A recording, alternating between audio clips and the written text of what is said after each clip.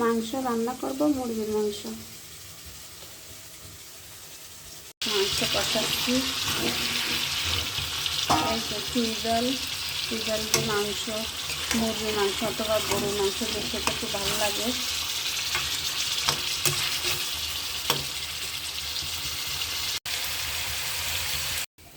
ঝোলের পানি দিয়েছি, দিয়ে মাংস একটু নাড়াচাড়া নেব। তেজপাতা, গরম মশলা সব কিছু দিয়েছি আর পানি দিয়েছি আর একটু বেশি করে, তাড়াতাড়ি সিদ্ধ হয়ে যাবে। এখন ঢেকে দেব। এই যে পানি দিয়ে সবই করে রাখছি, আর একটু পরে হয়ে যাবে।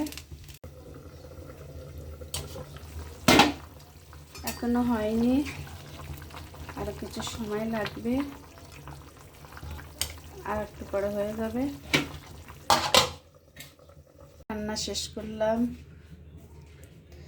এরপরে জিরের গুঁড়ো ছড়িয়ে দিলাম। কেমন হয়েছে জানি না, যাই হোক সবাই ভালো থাকবেন। আল্লাহ হাফেজ।